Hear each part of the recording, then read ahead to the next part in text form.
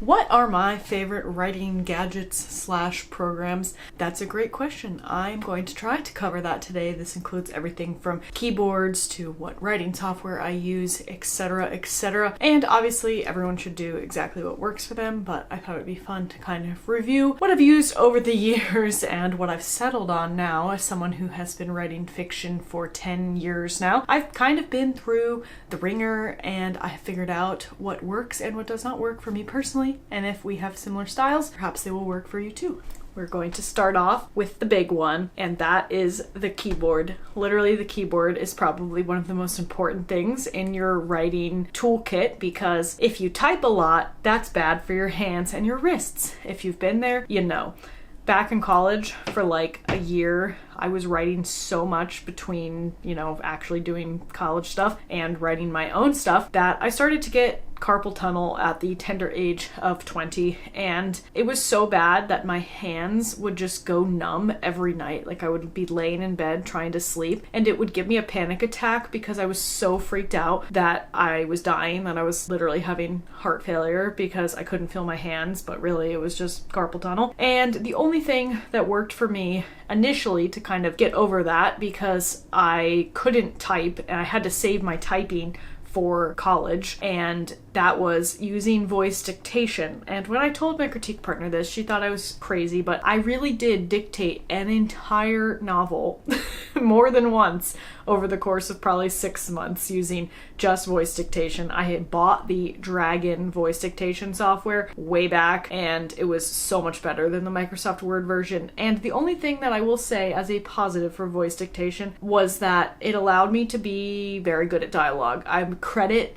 my voice dictation era with learning how to craft good dialogue, because when you're speaking out loud, your dialogue is naturally going to come out sounding more natural than it would if you're just typing it. And then I feel like I kind of carried that knowledge and inspiration with me into the future, even though I was so happy to be done with voice dictation. This is the keyboard that I am using now. And this is the Keychron Q5 Max keyboard. And this was my dream keyboard for years and years, pretty much ever since I got my first mechanical keyboard and I saw this at Micro Center with the lovely green switches, green and cream. It's not white, it's more of a cream. I just think it looks so slick, and I really have come to like mechanical keyboards because I find them to be much easier on my hands and wrists.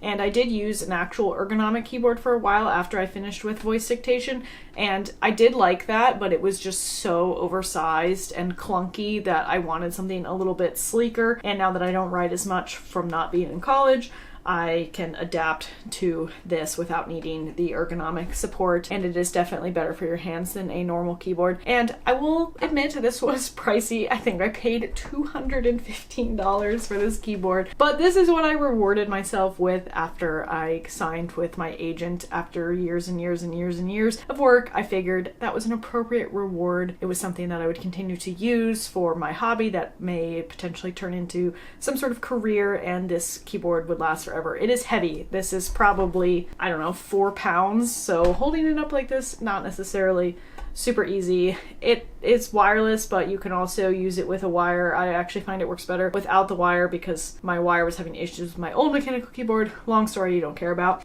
but this is beautiful. I love it. Lights up. I don't think you can see, but it does light up a little bit when you hit buttons, and I'm obsessed with it. And just for the keyboard tacks,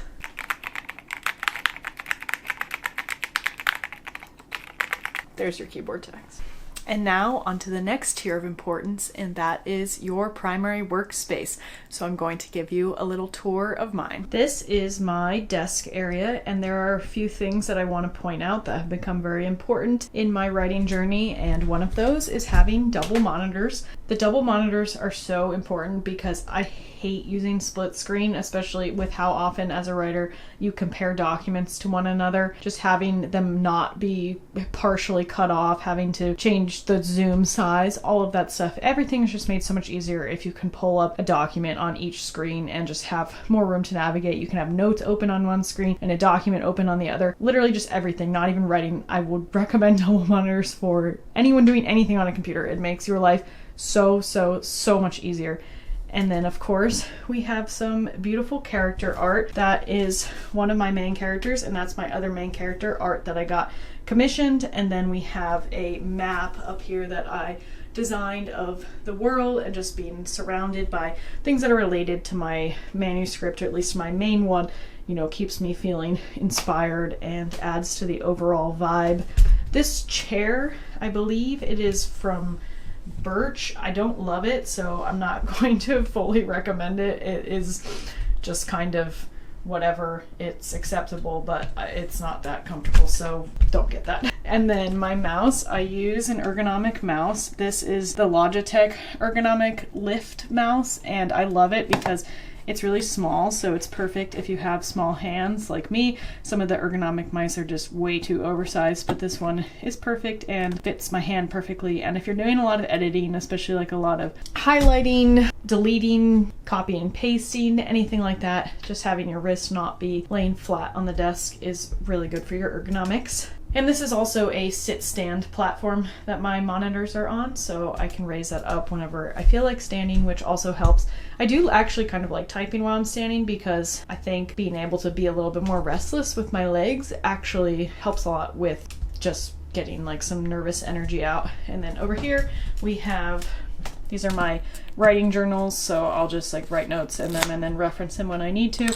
And in here I have a bunch of pens, washi with tape, crayon liners, that kind of stuff. So that is my setup. But sometimes I don't want to write up there, right? Because paying attention and staying focused when you are stuck in one place for the entire day is not always nice. And sometimes I want to write on the go. And so that is where the laptop comes in. This is just a basic Lenovo laptop. I had originally bought a Chromebook, like a used Chromebook for this exact purpose. And then the R key on the keyboard fell off and it was driving me actually insane with how slow it was, because I'm used to having a nice PC, and the Chromebook, I just would not recommend it if you have a low tolerance for technological ineptitude like I do. And so I had to upgrade a little bit. I went to Micro Center and I just bought the cheapest, well, not the cheapest, the lowest end nice-ish laptop. I wanted a laptop that had like a real keyboard and not one that had the really cheap like plastic keys. These keys are like mounted into the computer better, and it's like an aluminum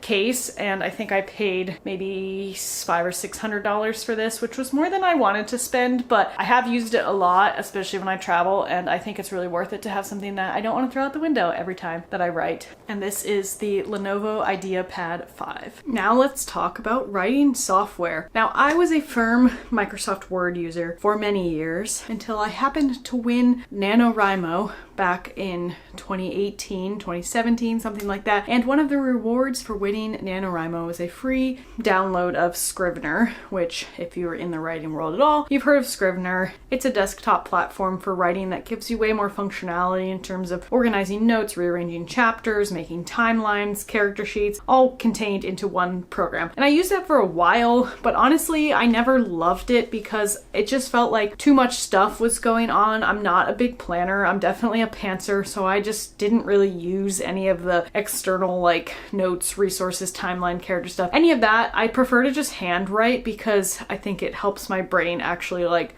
invent new things as opposed to just staring at a blank page on the screen. So then I switched back to Microsoft Word, and then I had a little bit of a Google Docs era, but I always just found Google Docs to get very laggy after a document got too big. When I was on page, 200, 300 of a manuscript, it just kind of slow, and you'd hit a couple keys and it would take a couple seconds to actually respond. So then I moved back to Microsoft Word, and only recently have I settled on something that I actually really like, and that is called Dabble. It is an online web-based sort of version of Scrivener, I guess. And there are a few things that I really like about Dabble. One is that since it's web-based, cloud-based, I can write from anywhere as long as I log in, and they are firmly against AI, so they will never use any of your content to train AI, unlike Microsoft Word and Google Docs, and all of your stuff is very protected. Your data is very protected because they are all writers and they understand that people don't want their writing getting used to train generative with AI. So that is another big benefit to Dabble. And it's pretty much like a streamlined version of Scrivener. So you have the same functionality in terms of being able to rearrange scenes and chapters and being able to easily export to Word. I love that because I hate formatting in Word so much. So the fact that I can just download my manuscript and it's already fully formatted to send to agents, to send to editors, all that stuff is so nice. And they have the same stuff with like notes and characters and word count, but it just, the whole UI is so much more user-friendly, so much lighter and more streamlined. And I actually use the other stuff because I don't feel overwhelmed by options, and just being able to see all of your projects from like the same menu is really nice.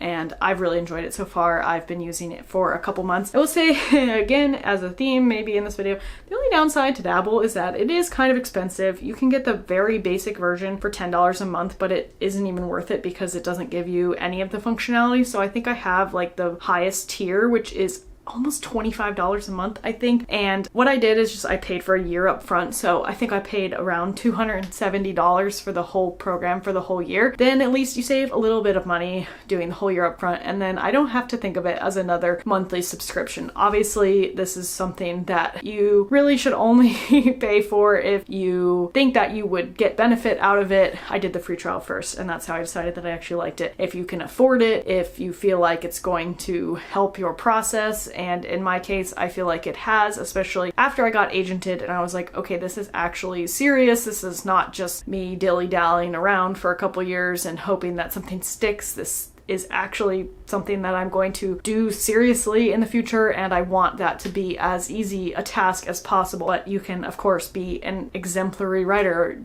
literally using any sort of free software, Google Docs, even Notepad, literally anything. This is just what I have found is my favorite of the writing-focused softwares. And as a final little bonus at the end of this video, I'm going to talk about pens, because some people have very, very, very strong opinions about pens. And while I am not one of those people, I will talk a little bit about what I use. So really for a long time, I was just using whatever the hell kind of pen that I had. Then I saw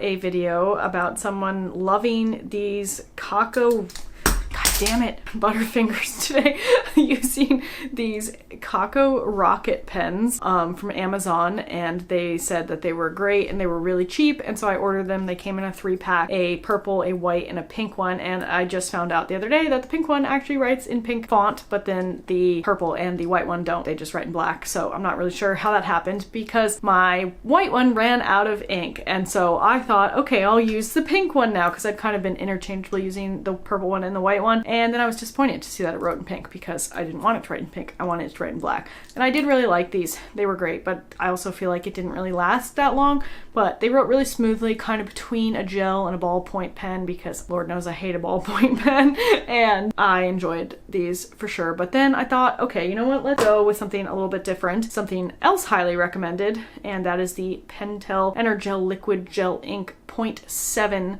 And I was never a 0.7 lead girly in high school when we actually wrote with pencils, and that is, I guess, a fun fact and an unpopular opinion that I have. I was always a 0.5 girl, which I know is kind of crazy to some people because they were all like, oh my god, it just breaks instantly, but I just found on the little like college ruled paper that the 0.7 just wrote too thick, and I just preferred to learn how to write properly without breaking the lead, and so I always loved the 0.5. So I would prefer that this pen were a little bit less thick. I think I should have, I don't know if they make them, but if they do, I should have gone with the 0.5 instead of the 0.7 because I think I would have liked it a little bit better, but obviously these are really good pens and I hope that they last a little bit longer than my last ones. And finally, we have the Zebra Midliners, and I have these in really pale colors because I use them as highlighters in my writing notebooks because they don't bleed through, unlike actual highlighters, and they're just a little bit less bold and aggressive and neon. And so I use these as like headings to highlight things, draw little doodles or whatever to make my pages look a little bit prettier, and I highly recommend these. They're not that expensive as far as markers go, which can get quite expensive, and they've worked really great for that purpose. That's the end. I hope that this was moderately enjoyable / informative, and I would just like to clarify that this was not sponsored in any way, because if you scroll down, you'll see that I have like 587 subscribers. So of course no one's going to be sponsoring this. This is raw, unfiltered opinions on the products that I have and what I think of them and why I like or don't like them. So if you would like to help me get up to the 1,000 subscriber count so that I might start making minuscule amounts of sense from these videos, I would really appreciate it. Sometimes it's hard to find motivation to film these when no one comments on them and I get like 17 likes, but if you appreciated it, please give it a like and comment and maybe subscribe, and I'll come up with more writing related videos soon. Thanks!